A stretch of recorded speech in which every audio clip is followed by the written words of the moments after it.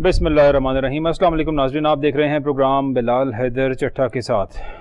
आज हम इश्यूज़ पर बात करें नाज़रीन।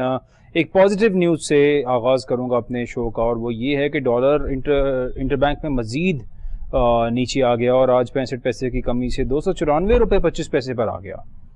दिन ब दिन हम देख रहे हैं कि डॉलर की कीमत नीचे आती जा रही है, रुपए की कदर में इजाफा हो रहा है, जो इस मुल्क के लिए, आवाम के लिए, हम सब के लिए बड़ी पॉजिटिव न्यूज़ है। अल्लाह करे जिस तरह से एक्सपेक्ट किया जा रहा है। और एक झूठा शख्स इस मुल्क का जो साबिक वज़ीर ख़जाना था, जो कहा करता था कि 200 रुपये पर लेकर आऊँगा, वो तो ना ला सका, उसने तो मैक्सिमम रेट पर पहुँचाया डॉलर को। हम उम्मीद करते हैं सिपा सलार ने जो अज़्म उठाया है वो डॉलर को 200 पे ले आएँ, बल्कि 200 से भी नीचे ले आएँ तो मुल्क की तमाम चीज़ें सेटल हो जाएंगी। क्या डॉलर मज़ीद नीचे आ पाएगा, ये सवाल करेंगे अपने गेस्ट से। इसके अलावा अगर बात की जाए मुल्क में इंतखाबात के हवाले से, तो आज एशियन डेवलपमेंट बैंक, चूँकि ADB ने भी पाकिस्तान को कर्जा भी दिया है, हमेशा पाकिस्तान को सपोर्ट भी करता है और हमेशा से पाकिस्तान का साथ दिया जाता है, तो ADB ने आज कहा है कि मुल्क के अंदर मईशत को एतमाद मिलेगा अगर इलेक्शंस हो जाएं।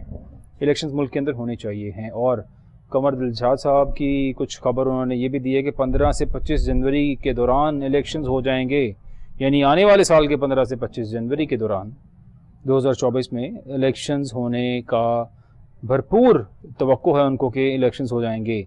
साथ ही उन्होंने कहा कि तारीख देने का इख्तियार इलेक्शन कमीशन ऑफ पाकिस्तान का है।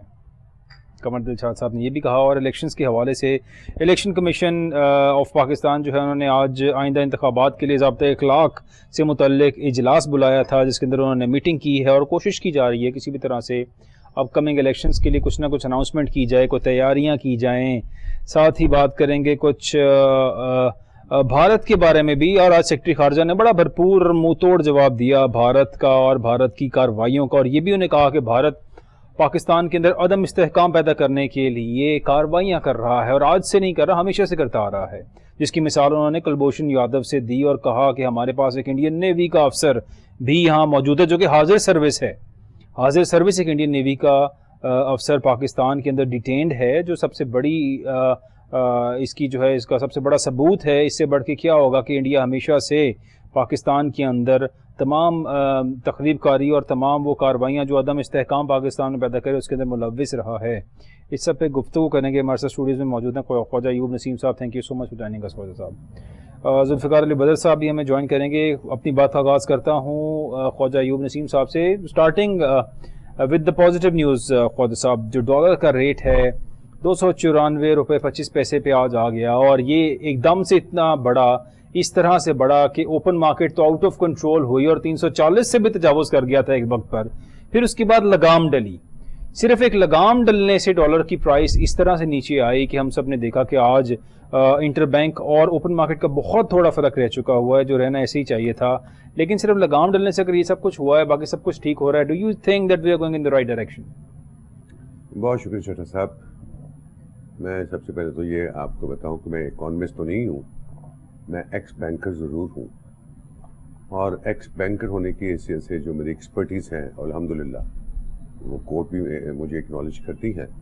गुजारिश ये है, जब ये बात मैं आपके से कई प्रोग्राम में शेयर कर चुका हूँ जी, कि जब तक आप ये जो ऑफिसेस, कंपनीज और डीलर्स, आप इनको 3, 4, 5, 6 नाम दे दें, इनको लगाम नहीं डलेगी तब तक ये कंट्रोल नहीं होगा। देखिए, पूरी दुनिया में फॉरेन एक्सचेंज के लिए कंपनीज बनी हुई हैं और विदाउट प्रॉब्लम वो विजिटर्स से एक्सचेंज करती हैं और फैसिलिटेट करती हैं। ठीक, हमारे पाकिस्तान में ये है कि उन तमाम कंपनीज के रवाबत जो है ना, वो है ब्लैक माफिया के साथ। बिल्कुल। मलिक बोस्तान साहब ने आज ये बात की है। मलिक बोस्तान साहब ने बाकायदा इसको इंडिकेट किया और कहा है कि इसमें ब्लैक मार्केट, जो ये करेंसी माफियाज हैं, स्मगलर्स हैं, और बैंक भी मुलविस है इस सब के अंदर। देखिए, जब तीनों का गठजोड़ उन्होंने बताया, उसी तरफ आ रहा था। जब तीनों का गठजोड़ होगा तो अल्टीमेटली हुकूमत नुकसान में जाएगी, और बदकिस्मती से जब हुकूमत की आंखें बंद हो तो हुकूमत नहीं, पूरा मुल्क तबाही की तरफ चले जाएगा। ये मैं आपके साथ कई बातें शेयर कर चुका हूं इससे पहले जी, कि मैंने कहा था ये लाइसेंस कैंसिल कर देने चाहिए। और दूसरी सबसे बड़ी बुराई और बदकिस्मती ये है, जितने प्राइवेट बैंक्स हैं ना, ان کے آفیسرز حضرات باقاعدہ اس کرپشن میں، اس کالے دھندے میں ملوث ہیں، اور اگر ان کے پاس $1,00,000 کی ریمیٹنس ڈیلی آتی ہے تو یہ اسٹیٹ بینک کو ڈکلیئر نہیں کرتے. اسٹیٹ بینک کو وہ وہی فگر ڈکلیئر کرتے ہیں. سر بینکر ڈکلیئر نہیں کرتا اسٹیٹ بینک کو وہ فگر؟ جی، کوئی private bank exact amount state bank کو ڈکلیئر نہیں کرتا. دیکھیے کہ مجھے یاد ہے میں ایک فورن کنٹری میں گیا، چلے میں کہہ دیتا ہوں ہمسایہ ملک میں گیا، تو میں اسٹیٹ بینک میں ڈالرز وہاں پہ ایکسچینج کروانا، تو انہوں نے کہا صرف اسٹیٹ بینک کرے گا ان کا. ٹھیک. تو آپ بلیو کیجئے مجھے کوئی 20 فارم فل کرنا پڑے. وہ اس لیے کہ وہ اپنے ان اداروں کو، اپنی مملکت کو انفارم کرنا چاہتے ہیں کہ میرے پاس وزٹر آیا بینک میں اور اس نے اتنے ڈالر ایکسچینج کیے. ٹھیک. یہاں پہ کوئی ٹرانزیکشن نہیں ہوتی. بینک میں آپ جائیں، وہ کہیں جی 200 روپے یا 275 یا 300 کو ڈالر ہے، آپ سے ڈالر لیں گے، پیسے آپ کے ہاتھ میں دے دیں گے، نہ رسید، نہ لین، نہ دین. ٹھیک. نہ اس میں کوئی ٹیکس، نہ کوئی چیز، چونکہ وہ لے کے انہوں نے 305 میں آگے بھیجنا ہوتا ہے. تو مراد یہ ہے جب مافیا، یہ کالی بھیڑیں انوالو ہوں گی اس کالے دھندے میں، تو اوپر سے چیک اینڈ بیلنس والا سسٹم ٹھیک نہ ہوگا تو الٹیمیٹلی نقصان تو حکومت کو اور حکومت وقت اور عوام کو ہوگا نا جی. ٹھیک. آج میں نے آپ کے پروگرام میں بھی کہا تھا کہ اس وقت چیف آف آرمی کا جو مشن ہے، جو مشن لے کے وہاں آئے ہیں، ملک بچاؤ مہم ان کے جو ہے ذہن میں ہے، ٹھیک، اسی کو مد نظر رکھتے ہوئے آج پاکستان میں جو پہلے کبھی نہیں ہوا، کروڑوں ڈالر سمگلنگ ہوتے ہوئے پکڑے جا رہے ہیں. چینی کے ٹرک ٹرالے ہر وقت پکڑے جا رہے ہیں. کوئی بلوچستان سے جا رہا ہے، کوئی سندھ سے جا رہا ہے، کوئی پنجاب سے جا رہا ہے. اس سے پہلے تمام وہ ادارے سوئے ہوئے تھے جو بارڈرز پہ جن کی تعیناتی تھی. آج ہم روزانہ میڈیا پہ دیکھ رہے ہیں کہ جی آج فلاں شخص پکڑا. اب تو سوشل میڈیا پہ میں نے ایک ایسی ویڈیو دیکھی ہے، میں خود حیران ہو گیا ہوں کہ کمال ہے اس شخص کی ذہانت پہ جو اس کا موجد ہے کہ اس کے اوپر کاربن کا بلیک پیپر انہوں نے چڑھایا ہوا ڈالروں کے اوپر اور کالی سیاہی لگا کے تاکہ سکینر اس کو سکین نہ کر سکے. وہ بھی پکڑا گیا.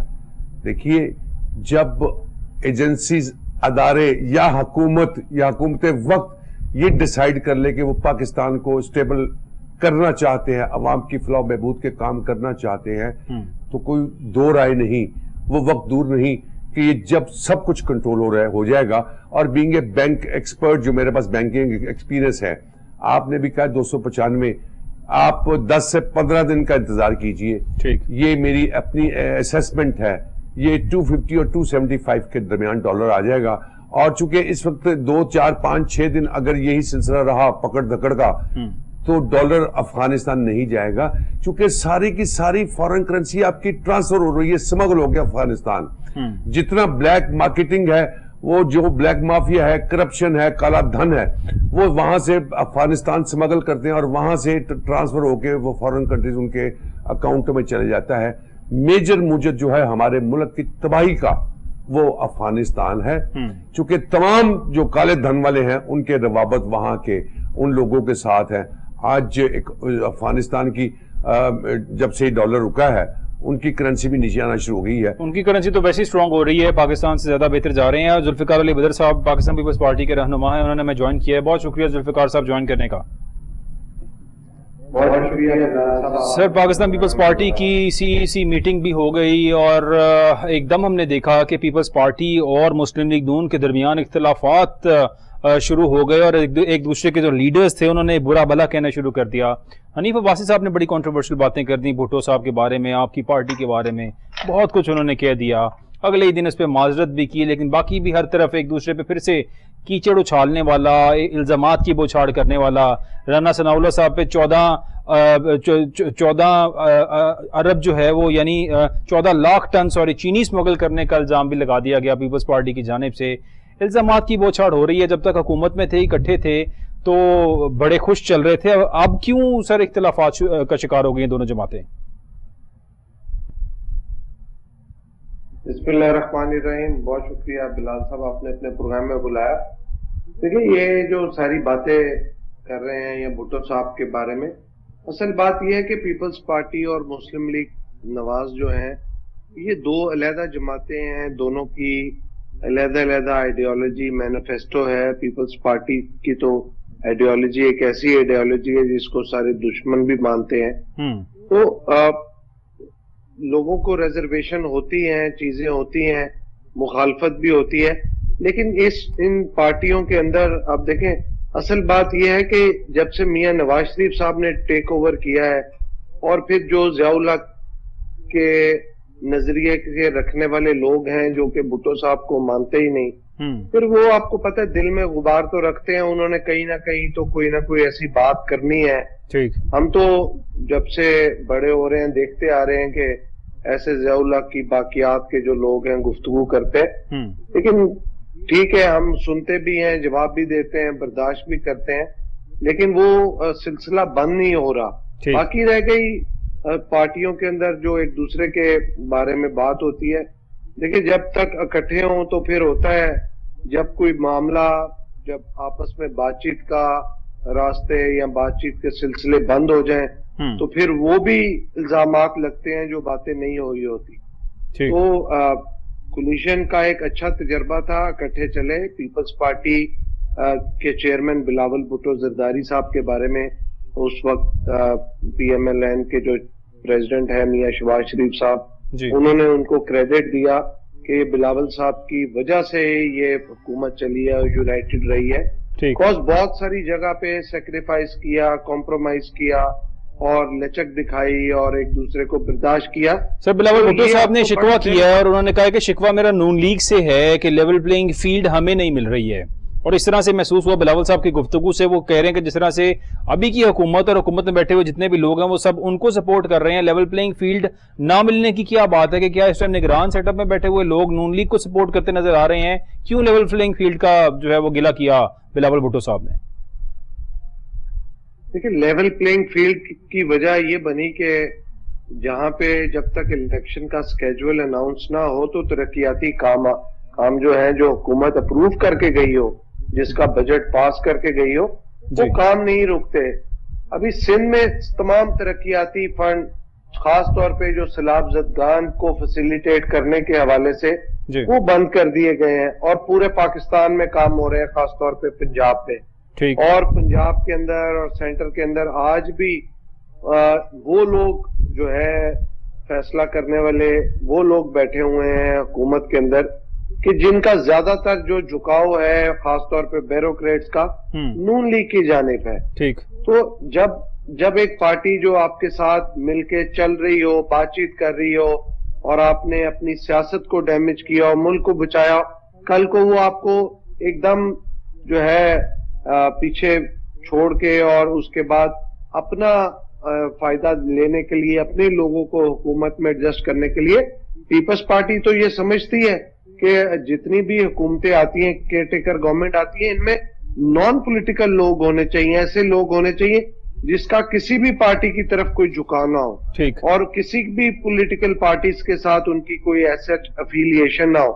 लेकिन इन हुकूमतों के अंदर ज्यादातर लोग वो बैठे हैं जो माजी में मियां शहबाज शरीफ साहब के साथ काम करते रहे, उनके करीब रहे, वो चाहे ब्यूरोक्रेट्स हैं या किसी और लोग हैं, टेक्नोक्रेट्स हैं।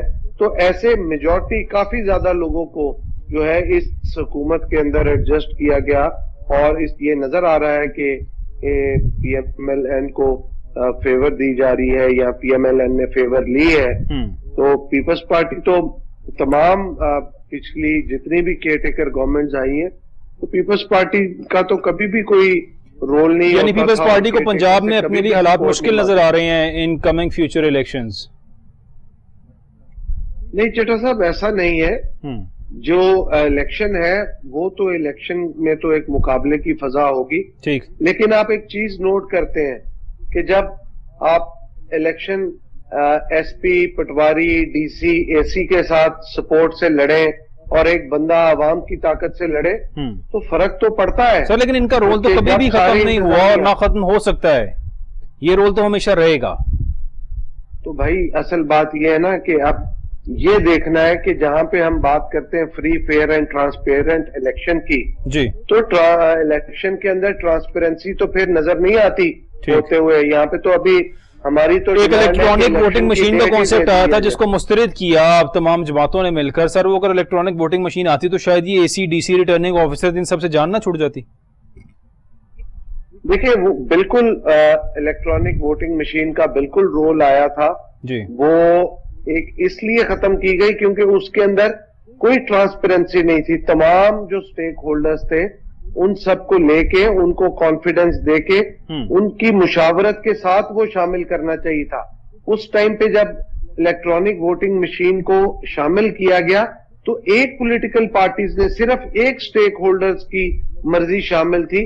अगर बाकी तमाम स्टेक होल्डर्स और पॉलिटिकल पार्टीज की मर्जी को शामिल कर लिया होता, उनसे मुशावरत कर ली गई होती, तो मैं नहीं समझता कि प्रॉब्लम होनी थी, बल्कि ये अच्छा इकदाम होना था। ठीक। क्योंकि हम लाहौर हाई कोर्ट में, लाहौर हाई कोर्ट बार में पिछले मुतद्दद सालों से इलेक्शन देखते आए हैं, जिसपे तमाम स्टेक होल्डर्स आपस में जितने ग्रुप इलेक्शन लड़ते हैं उन सब का जो है आपस में एक कॉन्फिडेंस है कि जो भी इलेक्शन जीते उस पे कोई इतराज नहीं उठाता। वो उसका डबल प्रोसेस होता है, मैनुअल वोटिंग भी होती है और इलेक्ट्रॉनिक भी होती है। ठीक। अगर ईवीएम लेके आए थे, इलेक्ट्रॉनिक वोटिंग मशीन का सिलसिला शुरू किया था, उस पे पॉलिटिकल पार्टीज और उनकी लीडरशिप को ऑन बोर्ड करके उनकी मर्जी शामिल कर ली जाती तो आज मुल्क के अंदर बेहतरी आ जानी थी, लेकिन ऐसा नहीं किया गया। यानी कि शिकवा ये कि सबको ऑन बोर्ड नहीं लिया गया उस मामले के ऊपर, ईवीएम के मामले पे सबको ऑन बोर्ड नहीं लिया गया, ये शिकवा है आपका, इसलिए शायद वो कामयाब नहीं हुआ। शिकवा नहीं है, बात यह है कि हकीकत यह है कि ऑन बोर्ड नहीं लिया गया। बिकॉज जब आपने एक मुल्क के अंदर एक नई चीज इंट्रोड्यूस करानी होती है, आपको तमाम पॉलिटिकल स्टेक होल्डर्स, तमाम पॉलिटिकल पार्टीज को मुशावरत करके ऑन बोर्ड लेना है, सबकी मर्जी को देखना है, ताकि कोई भी कल को उस पर इतराज ना उठाए। अब सिर्फ एक पॉलिटिकल पार्टीज जो कि अगर कल को वो इलेक्शन जीत जाती और बाकी हारने वाली पार्टी सारी कहती ये वोट ईवीएम पे वोटिंग ठीक नहीं हुई, तो वो इलेक्शन के ऊपर फिर दोबारा सवालिया निशान था। फिर ये मुल्क जो है सियासी तौर पे भी, मुआशी तौर पे भी, जमहूरी तौर पे भी, अदालती तौर पे भी गैर मुस्तहकम रहना था। और तो इस चीज को करने के लिए जो है वो खत्म की गई ईवीएम। तो मैं समझता हूं इसमें कोई बुराई नहीं। अगर कल को ईवीएम दोबारा भी कोई हुकूमत लेके आती है, हुकूमत लाने, तो तमाम स्टेक होल्डर्स को मुशावरत में लाके सबकी मर्जी शामिल करनी चाहिए। तमाम स्टेक होल्डर्स की मर्जी शामिल करनी चाहिए, सबको एक पेज पे होना चाहिए। ख्वाजा अयूब नसीम साहब, आइंदा इंतखाबात की बात हो रही है, इलेक्शन कमीशन ऑफ पाकिस्तान ने भी आज ज़ाब्ता इखलाक से मुतल्लिक इजलास तलब किया था। कमर दिलशाद साहब भी बड़ी इंपॉर्टेंट खबरें देते रहते हैं और उन्होंने बताया कि इलेक्शन 15 से 25 जनवरी के दरमियान होंगे, यानी आने वाले साल के अंदर 2024 में 15 से 25 जनवरी मुतवक्के तारीख दी है कमर दिलशाद साहब ने। इलेक्शन कमीशन की भी कुछ तैयारियां जारी हैं इलेक्शंस की, आपको क्या लग रहा है सर, इलेक्शंस होते नजर आ रहे हैं आपको? छठा साहब, गुजारिश ये है, पहले तो मैं जुल्फकार साहब को अप्रिशिएट करना चाहूंगा जी उनकी इस बात पे कि जो उन्होंने हुकूमत पीडीएम की खत्म होने के बाद ज़ियाउल हक की बाकियात की बात की। बाकियात इनको 16 महीने में तो नजर नहीं आई, आज इनको बाकियात भी नजर आ रही हैं। और दूसरी बात इन्होंने ईवीएम की है। बात यह है कि टेक्निकल तौर पे तो गलती आप समझ सकते हैं कि जी किसी से मुशावरत नहीं की गई, लेकिन पॉलिटिकल तौर पे वो एंटी समझते थे और उनको पता था कि इसका अंजाम यही होना है कि मुखालफत होनी है। देखिए, सोना जो है ना, एक शख्स लाए और उसको 100 बंदे कहे जी हमें दिखाओगे, हमारे हाथ में दोगे, हमारी जेब में डालोगे तो हम सोना मानेंगे, ठीक, वरना ये पीतल है, ये तांबा है। देखिए, मैथमेटिकली बड़ा सिंपल से प्रिंसिपल है। कैलकुलेटर आप ले ले, 2 + 2 करके बराबर करेंगे, ये कमांड देंगे तो प्रिंट निकलेगा 4 का, ठीक। ये वही सेम सिस्टम था, मैंने उसको बड़ा स्टडी किया है ना। उसमें इंटरनेट की फैसिलिटी वाली बात थी कि कोई हैकर उसको हैक कर लेगा। उस पर बहुत कंट्रोवर्शियल हुई कि जी हैकर आएगा, रशिया में हुआ, फलानी जगह हुआ है, रशिया से हैकर गए। उसमें ऐसा कोई सिस्टम नहीं था। उसमें यह था कि वोट काउंट होने थे, 10 निशान हैं, 10 पे जिसने अंगूठा लगाया या बटन प्रेस किया जी, तो जब उसको कमांड दे फाइनल टोटल समरी के लिए वो सामने निकाल देगा कि जी इसमें 10 ह्यूमन एरर का भी चांस नहीं था। ह्यूमन एरर का भी चांस नहीं था। रिटर्निंग अफसर के उठाए जाना, रिटर्निंग ऑफिसर्स का गायब हो जाना, सिर्फ बैलेट बॉक्सेस का गायब हो जाना, क्या क्या कुछ होता है। उसमें सिर्फ और सिर्फ एक बात थी, ठीक, वो ये थी कि मैं ना मानूं। इस तरह सियासत नहीं होती। आज ये जिस ट्रक के पीछे इन्होंने लगना है ना, मुझे वो चीजें नजर आ रही हैं। ठीक, आपने इलेक्शन के हवाले से बात की है।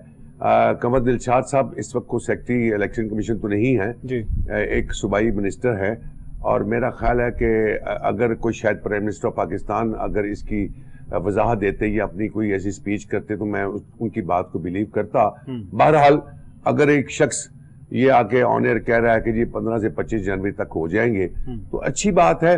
پوری دنیا اس وقت آپ کو یہ کہہ رہی ہے کہ جی اگر آپ نے اسٹیبلٹی لانی ہے اور ملک میں اکنامک پوائنٹ آف ویو سے یا معاشی حالات سے جس بحران میں ہم پھنسے ہوئے ہیں, پوری دنیا آپ کے پاکستانی کسی کروڑ پتی وزٹر کو ویزا نہیں دے رہی کہ آپ جا کے واپس نہیں آئیں گے.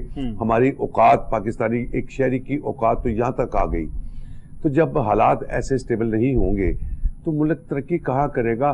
اس وقت بہت سارے اسٹوڈنٹ جینون جو اسٹوڈنٹ بھی پڑھنے جاتے ہیں فردر کوالیفیکیشن, اب تو یہ سچویشن بھی آ گئی ہے کہ امبیسیز ان کو بھی کہہ رہے ہیں بھائی آپ جا کے واپس نہیں آئیں گے. حالانکہ ان کی سوچ یہ ہوتی ہے کہ جب بھی پاکستان کی کریم وہاں پہ اسٹوڈنٹ کے طور پہ جائے اور ہائر ایجوکیشن کے بعد وہی کیپچر کر لے اور ان کو وہی جاب آفر کر دے. بالکل.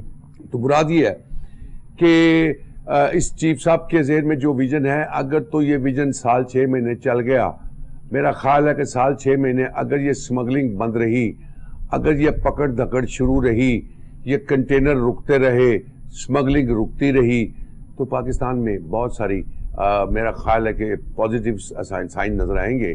پازیٹیو سائن نظر آئیں گے. ذوالفقار علی بدر صاحب, یہ 16 ماہ جو آپ لوگوں کا ایک گلدستے کی حکومت تھی 13 جماعتوں کی, اور 16 ماہ کے اندر جو آپ برسر اقتدار رہے, اسمگلنگ بھی ہوتی رہی, مافیاز گرو کرتے رہے, ڈالرز بھی آتے جاتے رہے, سب کچھ ہوتا رہا. اب آ کے آپ دیکھ رہے ہیں کہ کریک ڈاؤن شروع ہو گیا ہے. یہ کریک ڈاؤن آپ لوگ کیوں نہ کر سکے؟ پھر کیا ان مافیاز کو آپ لوگ سپورٹ کر رہے تھے؟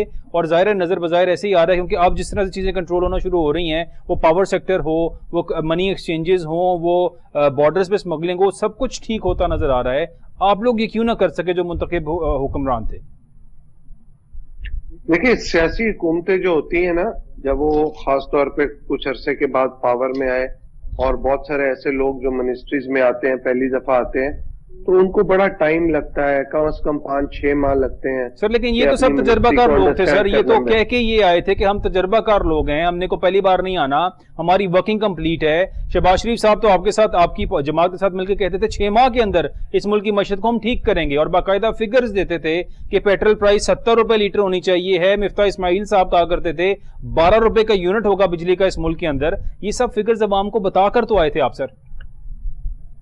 دیکھیں, بات یہ ہے کہ شہباز شریف صاحب بھی جتنے عرصے بعد حکومت میں آئے, آپ جب ایک گیپ کے بعد آتے ہیں پوزیشن میں, آپ کو نئی پوزیشن پہ آ کے معاملات کو ہینڈل کرتے ہوئے ٹائم لگتا ہے, آپ جتنے مرضی تجربے کار ہوں. یعنی عوام سے جھوٹ بولا جا رہا تھا کہ اس ملک کے, یعنی کہ اس وقت عوام سے جھوٹ بولا جا رہا تھا, جو باتیں کی جا رہی تھی. کوشش سر دے نیو ایٹ کہ ہم آئیں گے اتنے عرصے کے بعد تو ہمیں ٹائم لگے گا. ختم نہیں ہونے دے رہے. جی جی جی ذوالفقار صاحب, دیکھیں, جب بھی کوئی عمران خان صاحب تو 4.25 سال کے عرصے میں ملک کو نہیں سنبھال سکے, اور ان کی خرابیوں کی وجہ سے معیشت اور سیاسی عدم استحکام اتنا زیادہ بڑھ گیا کہ نئی آنے والی حکومت نے, جو کہ بہت سارے لوگ تجربے کار تھے, انہوں نے اپنی اپنی منسٹریوں میں جا کے بھی جب کام کرنا شروع کیا تو وہاں پہ ان کو کرتے ہوئے گرپ میں چیزوں کو سنبھلتے ہوئے 6-8 ماہ لگے, اور جب جا کے لگے تو دیکھا کہ حالات اتنے خراب ہیں کہ حالات ان کے کنٹرول کرنے کے باوجود کنٹرول نہیں ہو پا رہے. تو لہٰذا چیزیں جو ہیں مشکل فیصلے لینے پڑے اور مشکل معاملات کو ہینڈل کرنا پڑا, جس سے تمام پولیٹیکل پارٹیز نے اپنی سیاست کو ڈیمیج کیا, لیکن ایک ملک کو ایک ایسے راستے پہ ڈال دیا جہاں پہ IMF سے معاملہ حل کرنے کے بعد ایک معاشی طور پہ اس کو ڈیفالٹ سے بچا لیا. اب بات جب یہ کہتے ہیں, جب یہ سیاسی حکومتیں آتی ہیں تو اس کے اندر بہت سارے لوگ, خاص طور پہ بیوروکریسی کے اندر اور حکومتوں کے اندر, وہ کارٹلز اور مافیاز کے نمائندے ہوتے ہیں جو ہر حکومت کے اندر ہوتے ہیں. اور جب آپ یہ کام کر رہے ہوتے ہیں تو وہ کارٹلز کے جو نمائندے ہوتے ہیں وہ اپنے اپنے کارٹلز اور مافیاز کو کی سرپرستی کرتے ہیں, ان کی نمائندگی کرتے ہیں, ان کو بچاتے ہیں.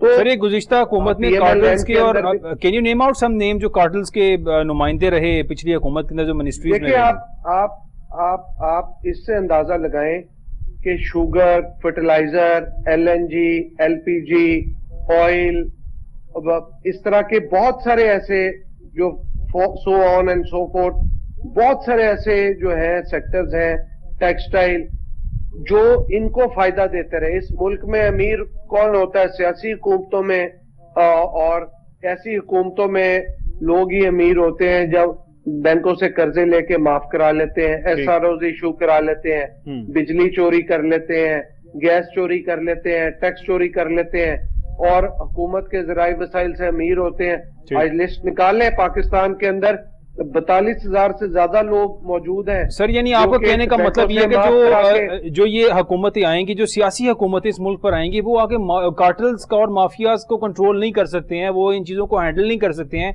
जिस तरह से अब किया जा रहा है। देखिए, मैं ये नहीं कह रहा कि सियासी हुकूमतें कंट्रोल नहीं कर सकती। मैं ये कहता हूं कि जब इस तरह की हुकूमतें आई जिसके अंदर बहुत ज्यादा स्टेक होल्डर्स होते हैं, तो वो फिर कार्टल्स और माफियाज के नुमाइंदों को भी तकवीयत मिलती है। जब कोलिशन गवर्नमेंट होती है वो एक कमजोर गवर्नमेंट होती है, उसमें डिसीजन मेकिंग मुश्किल होती है। जब सिंगल पार्टी हुकूमत होती है तो वो चीजों को बेहतर हैंडल कर सकते हैं। तो लिहाजा ये हुकूमत जो थी, ये कमजोर हुकूमत थी जिसके अंदर मामलात को हैंडल करने में टाइम लगता था, मुश्किल होती थी। और जिसके बाद ये तमाम जो फैसले हैं, इन फैसलों के अंदर आप देखें आज भी मेजॉरिटी जो ब्यूरोक्रेट्स हैं पिछली हुकूमत के अंदर बैठे हुए हैं, वो सारे लोग नए मिनिस्टर्स और नई केयरटेकर गवर्नमेंट को वही लोग इकदाम करके दे रहे हैं, वही मशवरे दे रहे हैं कि आप ये इकदाम करें तो यूं हो जाएगा। तो पिछली हुकूमत के अंदर वो क्यों नहीं करते थे?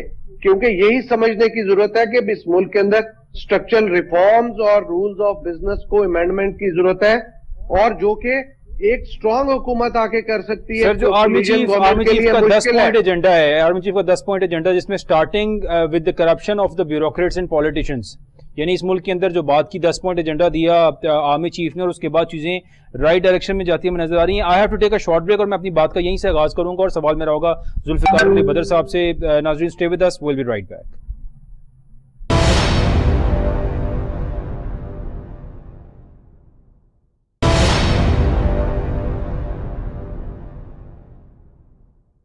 वेलकम बैक नाजरीन। और जिस तरह से हम बात कर रहे थे, आर्मी चीफ का जो 10 पॉइंट एजेंडा था, स्टार्टिंग द पॉइंट नंबर 1 जो था वो ये था कि corruption of politicians and bureaucrats, crack down of them. और हमने देखा कि इस मुल्क में क्रैक डाउन होना शुरू हुआ, जो शायद बहुत से हलकों को, माफियाज को, कार्टल्स को अब नागुज़ीर रहेगा, और उन्हें ये बात पसंद नहीं आएगी। सवाल मेरा फिर से जुल्फिकार अली बदर साहब से। जुल्फिकार अली बदर साहब, अगर हम यहाँ पे शुगर माफिया की बात करें तो फिर सबसे बड़े स्टेक होल्डर्स शरीफ खानदान और जरदारी खानदान, ओमनी ग्रुप की बात करें और बाकी सब बात की जाए, तो ये बड़े स्टेक होल्डर्स हैं जो शुगर में आती हैं। तो फिर शुगर माफिया को कंट्रोल करना, शुगर माफिया के हैंडलर्स जब हुकूमत में थे तो कंट्रोल नहीं किया गया इन माफियाज को, जो अब जिन माफियाज को लगाम डाली जा रही है, तो फिर इसका मतलब है कि शायद हुकूमत सपोर्ट करती रही होगी इन्हें।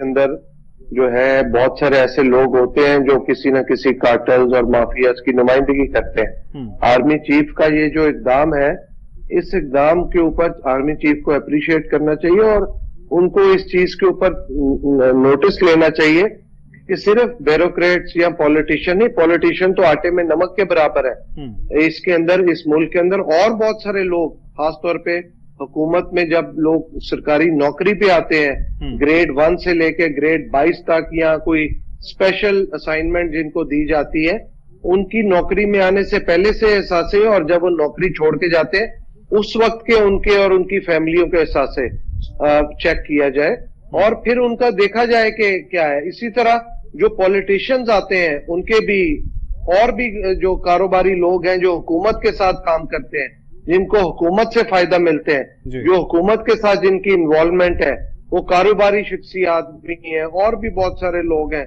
उन सब की अकाउंटेबिलिटी होनी चाहिए। पीपल्स पार्टी की ये डिमांड हमेशा से रही है कि जो अकाउंटेबिलिटी है उसमें एक तो ट्रांसपेरेंसी होनी चाहिए, और अकाउंटेबिलिटी अक्रॉस द बोर्ड होनी चाहिए। इसमें पॉलिटिकल विक्टिमाइजेशन का आंसर शामिल नहीं होना चाहिए, बिकॉज ये जो अकाउंटेबिलिटी अक्रॉस द बोर्ड की बात होती है, इसमें फिर तमाम लोग शामिल होने चाहिए, चाहे वो किसी ने 1 रुपए की करप्शन की है या किसी ने अरबों रुपए की करप्शन की है। जो भी गवर्नमेंट एक्सचेकर से काम करता है वो सब लोगों को उसका जवाबदेह होना चाहिए।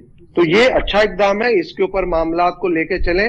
आज देखें, मैं तो अपनी पिछली हुकूमत के अंदर भी जब बैठा था तो मैं उस टाइम पे भी बात कहता था जी। कि सीपैक का प्रोग्राम चलना चाहिए, ईरान गैस पाइपलाइन होनी चाहिए, टापी गैस पाइपलाइन होनी चाहिए, ये डॉलर की स्मगलिंग रुकनी चाहिए, ईरान के साथ गैस, बिजली और तेल की जो इंपोर्ट है उसको बार्टर ट्रेड के थ्रू करना चाहिए, बिल्कुल। ताकि उससे इंडस्ट्री को और हाउस होल्ड को फायदा मिलेगा और आपकी कंपेटिटिव प्राइस होगी और आपकी गैस की सप्लाई बढ़ेगी, जिससे बिजली सस्ती होगी। तो सर ऐसा क्यों ना हो इक़दामात सका? सर ऐसा क्यों ना हो तो सका? ये देखे ना, पीपल्स पार्टी अगर 2013 में सीपैक का, ईरान गैस पाइपलाइन का, टापी गैस पाइपलाइन का प्रोजेक्ट स्टार्ट करके गई है, इनिशिएट करके गई है, तो उसके बाद आने वाली हुकूमतें आप देखें आज तक वो प्रोजेक्ट्स क्यों नहीं चले, किन लोगों की वजह से रुके हैं, उसके ऊपर तहकीकात कराएं कि कौन लोग इन्वॉल्व हैं। सर वो आपके इत्तेहादी थे, तहकीकात कौन करेगा? आसिफ अली जरदारी साहब कहते हैं मैंने खुद शहबाज शरीफ को वजीर आजम बनाया इस मुल्क के अंदर। जब आपके इत्तेहादी रहे हैं, आपके चेयर, आपके जो पार्टी के लीडर हैं, उन्होंने बनाया प्रेसिडेंट शहबाज शरीफ साहब को प्राइम मिनिस्टर बनाया, तो कौन किससे गिला करेगा सर? देखें फिर बात तो वही आ जाती है ना, अगर ये केयर टेकर गवर्नमेंट में आर्मी चीफ इतनी सारी एफर्ट्स कर रहे हैं तो ये भी एफर्ट करके देख लें, इसके ऊपर भी देख लें कि पीपल्स पार्टी की गवर्नमेंट के बाद अगर जो हुकूमत या जो लोग उस डिपार्टमेंट के अंदर थे, जिन लोगों ने इस मामले को डिले किया, वो सारे तो फिर नेशनल क्रिमिनल्स हैं, जिन्होंने इस नेशनल क्राइम एक किया है कि अगर पाकिस्तान के इंटरेस्ट में, एक मुफाद में एक नेशनल एजेंडा था, सीपैक का था, टापी गैस पाइपलाइन का था या ईरान गैस पाइपलाइन का था, उसके ऊपर इम्प्लीमेंटेशन नहीं होने दी, चाहे वो पॉलिटिशियन था या नहीं होने दी, उसने ज्यादती की, जुल्म किया और उसके खिलाफ कार्रवाई होनी चाहिए। ख्वाजा अयूब नसीम साहब उसके ऊपर उसके ऊपर बिल्कुल तहकीकात होनी चाहिए। नैब के हवाले से अगर बात की जाए तो नैब के अंदर 81 रेफरेंसेस थे अरबों रुपए की करप्शन के हवाले से, और जब से सुप्रीम कोर्ट की तरफ से साबिक चीफ जस्टिस ऑफ पाकिस्तान ने जो ऑर्डर दिया, उसके बाद वो तमाम रेफरेंसेस ओपन हो चुके हैं। आज नैब तरमीम केस के हवाले से जो है वो नैब में हंगामी इजलास बुलाया गया और चंद रोज में केसेस का रिकॉर्ड एहतसाब अदालत में जमा करवाने का फैसला कर लिया गया। तमाम 81 केसेस बड़े, जिसमें नामवर लोग आते हैं, तमाम पार्टी के लीडर्स हों और बहुत से बड़े बड़े नाम हों, इन सब के खिलाफ दोबारा एक्शन होने जा रहा है। ख्वाजा अयूब नसीम साहब, क्या लगता है आपको? मेरे लिए सद एहतरामन में जो मेरे कुलीग साथ बैठे हुए हैं, पीपल्स पार्टी से उनका ताल्लुक है जी। आज बाजार में डिसेबल्स के लिए जो स्टिक और व्हील चेयर्स है ना जी, मेरे ख्याल उसके प्राइसेस भी अप हो गए होंगे। वो इसलिए कि नैब में जितने मुल्ज़मान आते थे ना, चाहे शर्जील मेमन साहब हो, ओमनी ग्रुप हो, पीपल्स पार्टी के हो, नून लीग के हो, ABC के हो, यहाँ तो वो स्टिक का सहारा लेते थे या वो व्हील चेयर पे आया करते थे। आज मैं रात से देख रहा था, जब से ये सुप्रीम कोर्ट के ऑर्डर्स आए हैं नैब वाले, तो शर्जील मेमन साहब का चेयर अप का केस जो है वो चला गया है।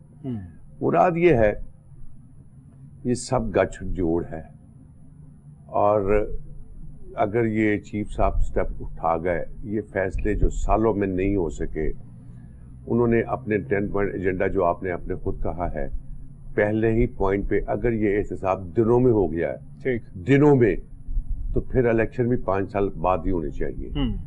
अगर ये एहतसाब मुल्क की बेहतरी के काम दिनों में होना शुरू हो जाए, कोई अफसोस नहीं है, कोई बड़ी बात नहीं है कि इलेक्शन 2 साल बाद भी हो जाए। क्या ये फरिश्ते हैं? ये कोई 7वें आसमान से उतरे हैं पॉलिटिशियन कि इनको इंतखाब इलेक्शन लड़वा के मुंतखब करके, अगर कोई बहुत अच्छा भी इलेक्शन लड़के आए और मुंतखब हो जाए पार्लियामेंटेरियन, मकसद तो मुल्क की बेहतरी होगा ना जी, ठीक, अवाम की फलाह बहबूद होगा। तो अगर ये केयर टेकर गवर्नमेंट में चीफ साहब लगे हुए अपने 10 पॉइंट एजेंडे पे, अगर वो इस पे अमल करना शुरू हो जाए, तो सच्ची बात ये है, तजिया निगारी के तौर पे तो हम नहीं कहना चाहते ये बात, लेकिन मुल्क की बेहतरी के लिए मैं सेकंड करने को तैयार हूं। इलेक्शन जितनी देर मर्जी हो जाए, टाइम लग जाए, साल लग जाए, 2 साल लग जाए, 4 साल लग जाए, अगर चीफ साहब के पहले पॉइंट पे अगर काम शुरू हो जाए और दिनों में नजर आना शुरू हो जाए, फिर आप इलेक्शन भूल जाएं। और दूसरी बात यह है, मेरी एक पॉइंट ऐड करूंगा, जिस तरह पावर सेक्टर के हवाले से हमने देखा कि निगरान हुकूमत अवाम को बेवकूफ बना रही थी कि हम 6 अरब के लिए IMF से मुज़ाकरात कर रहे हैं। अब तक की कार्रवाइयों के मुताबिक पावर सेक्टर ने जब बिजली चोरों के खिलाफ कार्रवाई की है, तो अब तक 4.5 अरब रुपए की रिकवरी कर चुके हैं। यही पॉइंट है ना जी, यही मैं भी तो यही 6 अरब के लिए मिन्नतें कर रहे थे IMF की, लेकिन अभी तक जितने चोर पकड़े हैं और जितनी रिकवरीज की 4.5 अरब की रिकवरी भी कर चुके हैं। मैं यही बात तो कह रहा हूँ जी, मेरा भी मौकफ यही है। ये गठजोड़ है, माफिया है, चोर हैं, डाकू हैं, लुटेरे हैं, उठाई गिरे हैं, ये सबका एक माफिया गठजोड़ है। पॉलिटिशियन का काम है पैसे लगाना और 10 गुना कमाना।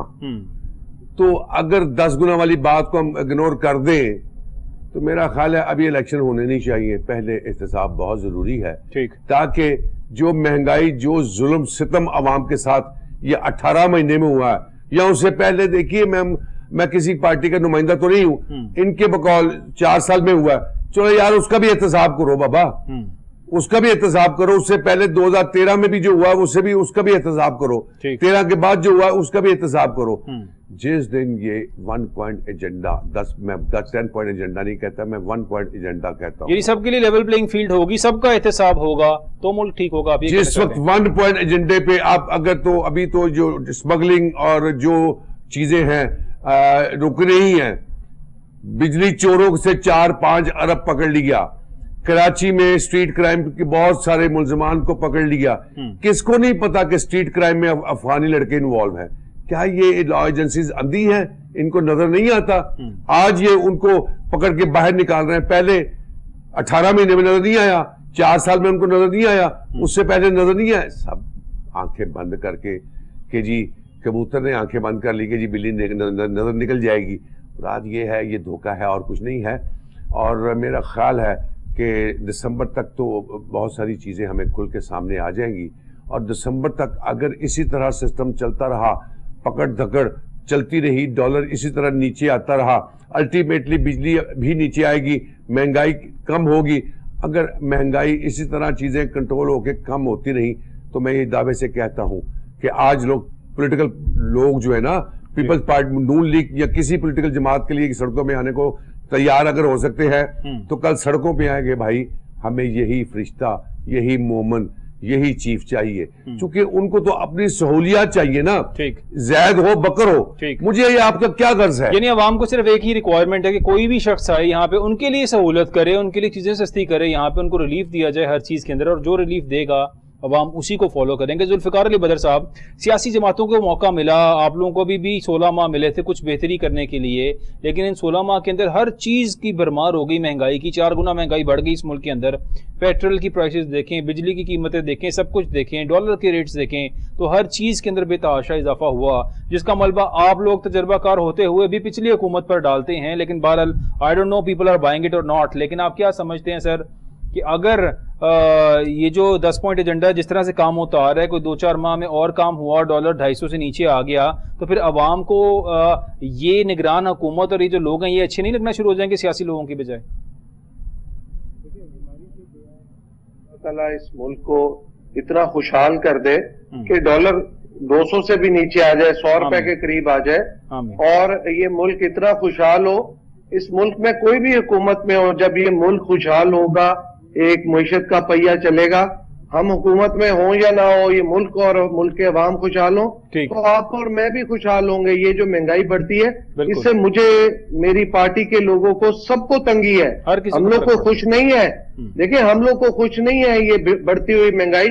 हमारी जब हुकूमत थी, हम कोलिजन पार्टनर थे, उस टाइम पे भी जो पेट्रोल या बिजली की प्राइसेस बढ़ती थी तो तंगी हमें होती थी, हमें कोई हुकूमत से कोई फायदा नहीं था, ना हुकूमत हमें कुछ सपोर्ट करती थी या हम उनसे कोई सब्सिडी लेते थे, ऐसी बात नहीं है।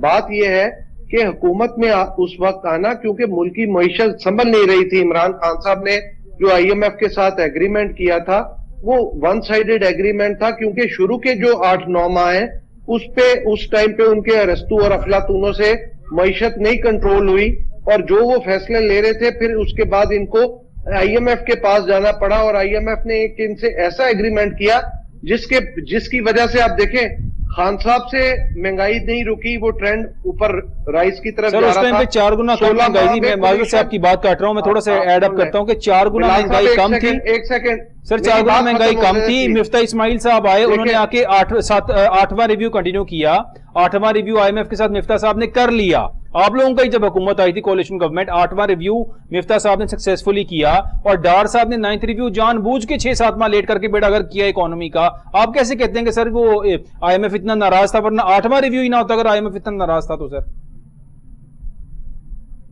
دیکھیے آئی ایم ایف کا جو ایگریمنٹ ہوتا ہے نا وہ ایک سوورن ایگریمنٹ ہوتا ہے, that is to the state. Sir if it was destroyed damaged تو پھر 8th ریویو کیسے ہو گیا مفتاح صاحب نے جو کیا تھا؟ آپ ہی کے اتحادی وزیر خزانہ تھے, انہوں نے 8واں ریویو کیسے کنٹینیو کیا تھا اگر 7ویں ریویو میں پی ٹی آئی نے ڈیمیج کر دیا تھا ہر چیز کو؟ تو دیکھیں یہ جو 8واں ریویو ہے یا 9واں ریویو ہے یہ سارے ریویوز اسی ایگریمنٹ کا حصہ تھے. سر یہ تو اس کا مطلب ہے دیٹ واز ناٹ ڈیمیج, اس کو ڈار صاحح نے آگے ڈیمیج کیا, انہوں نے خراب کیا, ڈیلے کیا. دیکھیں آپ بات کو میری کمپلیٹ ہونے دیں. جی پلیز ٹیک یور ٹائم. دیکھیں یہ جو 8th ریویو یا 9th ریویو تھا اس کے اندر کنڈیشنلٹیز تھیں کہ آپ نے جب ایک ریویو پورا کرنا ہے اس کے بعد یہ کنڈیشنز ہیں ان کو پورا کرنا ہے. تو جب خان صاحب نے اپنی کنڈیشنز کو پورا نہیں کیا اس کے بعد جب 8th ریویو ہونے میں ٹائم لگا وہ جس طرح ہوا آپ کو نہیں پتا کہ اس کے اوپر کتنا زور لگایا گیا.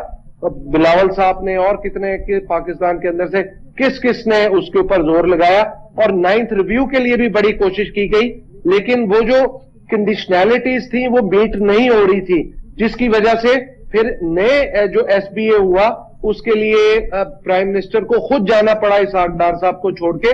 دیکھیں جس ٹائم پہ مفتاح صاحب تھے تب ڈالر کی سمگلنگ رک نہیں رہی تھی, ڈالر کنٹرول میں نہیں آ رہا تھا.